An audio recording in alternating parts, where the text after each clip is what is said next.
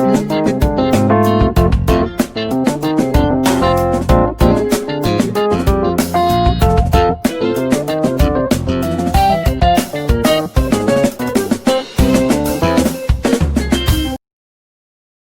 everyone, you are welcome to Anchor Network where you get reliable and authentic news that are so crucial to you. I say big thank you to everyone who has been part of this channel and who has taken time to subscribe. And if you are yet to subscribe, I say please click the red subscribe button and also the bell icon. The bell icon will allow you to get notified anytime we publish any news. Nnamdi Kano's press secretary challenges Nigeria government to announce date for referendum. Amaka Ekwe, the press secretary to Nnamdi Kano, the indigenous people of Biafra leader, says Igbo are ready for a Biafra referendum, coincides news reports. The group's new media and special duties coordinator as well as challenged the federal government to announce a date for a referendum to be carried out among all Igbos in Nigeria. She dared the federal government in a tweet on her known Twitter handle on Tuesday. The Biafra agitator was reacting to a Twitter user, Obinna Nwosu, who opined that should a referendum be done among all Igbos inside Nigeria, a majority will vote to stay in West African country. Disagreeing with Nwosu, Eko wrote, saying, "We are ready for the test. Let the Nigerian government announce a date for hashtag Biafra referendum. Living in Sokoto, London or California and marrying a Hausa or white woman or man doesn't mean that Biafrans don't need the permanent home. Haven't you noticed that Biafrans take the dead home?" And from our Twitter page, she says, "We are ready for the test. Let the Nigerian government announce a date for Biafra referendum." Like she said and quoted and said before, that living in Sokoto or marrying to anybody, irrespective of where you are, that doesn't mean that people don't really want their permanent home. If a referendum is carried out among all Igbos inside Nigeria, a majority will vote to stay in Nigeria. We have Igbos who for decades have been living in Sokoto, Lagos, Jos, Port Harcourt, etc. They are fully integrated through marriage, friendship, etc. They are both Igbo and Nigeria. In January, Kano announced that IPOB would be holding a referendum. Then they said IPOB leaders Nnamdi Kano's relocation to the United Kingdom from his base in Israel was actually to perfect arrangements on Biafra referendum scheduled to hold 16 February 2019 to ascertain number of those who want Nigeria politics and those who want Biafra freedom through a peaceful and democratic process for the sovereignty of our dear nation, Biafra. So guys, that is what a lot of people have been talking about. And some people will tell you, "Oh, uh, I don't like this, or I don't like that, so I prefer this, I prefer that." Maybe because they have not been opportuned to have that something or to get that something, they were like, "Okay, since I've not gotten it, maybe I don't like it." But if there's a way they can actually have an access to some such thing, believe you me, you'll be surprised at what you get. And just like Eko has said, irrespective of where you are, even majority of people who are in diaspora, a lot of Nigerians who are in diaspora, most of them, deep down in them, and a lot of them still come out and say, "We want to go back to Nigeria." A lot of them want to go back. Even the ones who have really proposed in their heart that, okay, they want to stay there, they don't want to, they have made that place their permanent home or whatever, but they still want to visit, because there's no way you don't want to feed your people. They still want to come back for visit, let alone, I think, from what we've gathered, just few of them, but majority of them want to come back to Nigeria.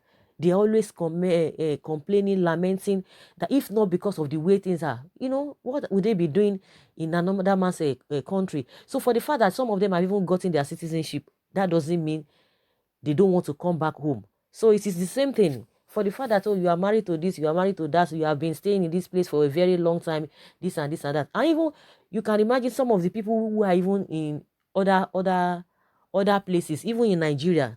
Just say, for example, you are from a how will I let me say you are from Benin. I'm just giving an example. you have stayed there for a very long time, you will see that at the end of the day, the person will want to go back to his village. Or take, for example, okay, you are in Lagos for a very long time. As at old age, you see people do want to go back, irrespective of how their place is. We're even talking of people who are outside the country that want to even come back to their country, at some point in time. Those ones, majority of them are not even waiting for old age, so to speak. So they want to come back. Let alone some people who are even in Nigeria, in another state, at old age, they want to go back to their village, no matter how developed or how crude that place may look. They want to go back. So it's neither here nor there. So the only thing that can really shed more light or to bring about peace concerning these whole agitations, just like she has challenged the federal government, let there be referendum and let us see who will go and who will not go. And most especially and most importantly, talking about West Africa or not West Africa, let's talk about Nigeria. Even the ones in Nigeria, everybody's fed up. Just that majority of them, they don't even know where to go. Some people have already settled for less. They've settled for what is happening now. So they have made up their mind, or they have proposed in their heart that nothing will change, or they've already accepted that nothing will change. So they just have to stay put. Just like I said, if you don't have access to something, you see a lot of people coming out, oh, I don't want this, I don't want that.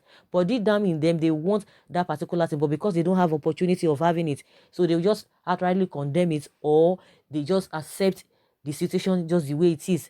And more so, when we talk about referendum, it is not even the federal government, in my opinion, and from what I've seen, it is not the federal government, because the federal government is sitting on the fence that they are not the one, that the federal referendum is not in the constitution.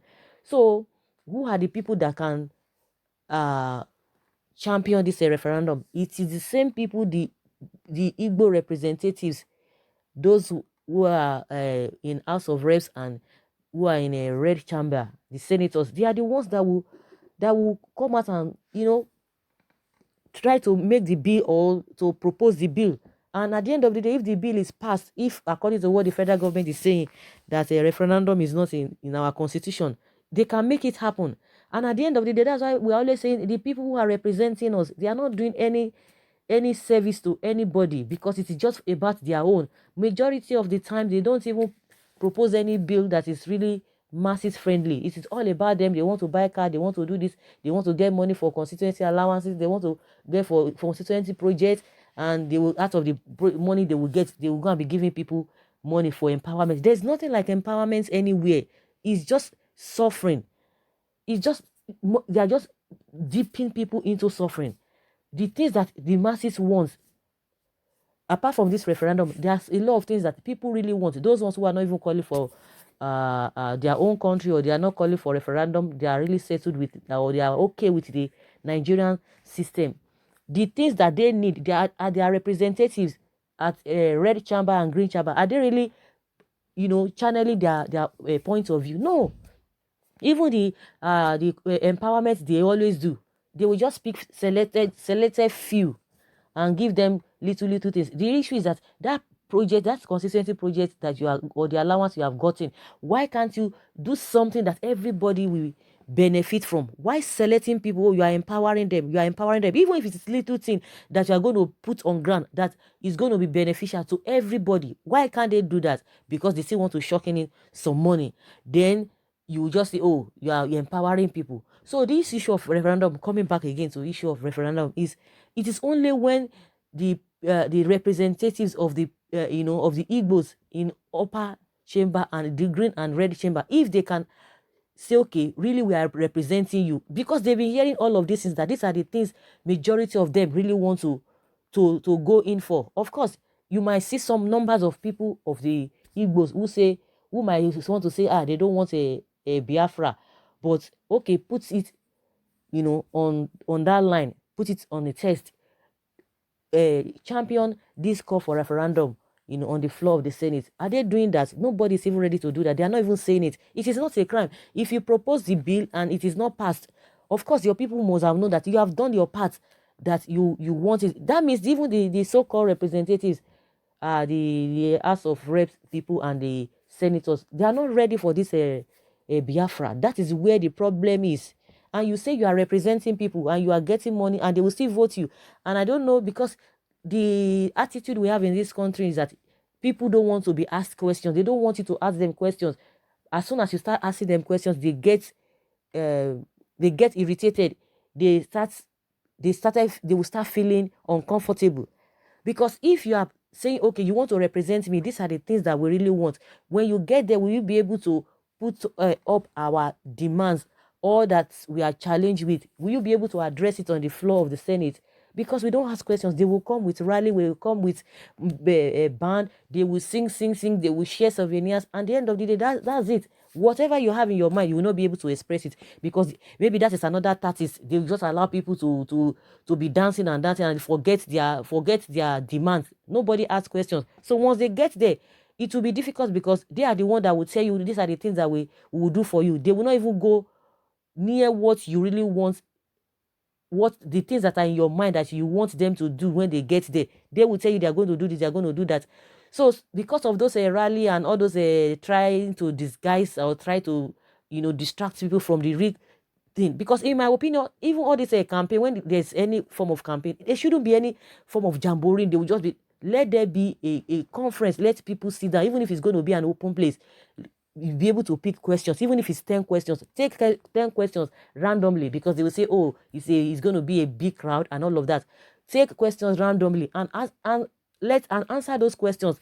Let's forget about this bringing a musician and be playing. People will not be able to ask questions, and at the end of the day, when you get there, they will not be able to even say, oh, we told you, or we asked you this thing. The things that you're going to be asking, maybe it's just behind the scene, or in the public.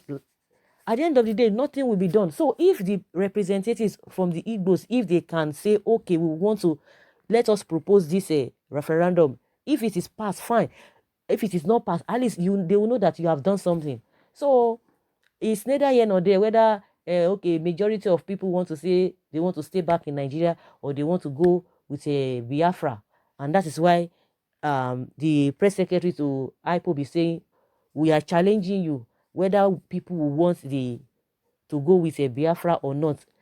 But the clause that is there is that there's no referendum in the constitution, and nobody is talking about it. If there's no referendum in the constitution, there are a lot of things that are not in the constitution, and that's why we have all these House of Reps people and the senators to be able to bring it, to the floor of the house, and they will discuss it. A lot of bills like that, have not been passed. A lot have been passed. So let them bring it to the floor and discuss it, whether people will want it or not. That is my opinion.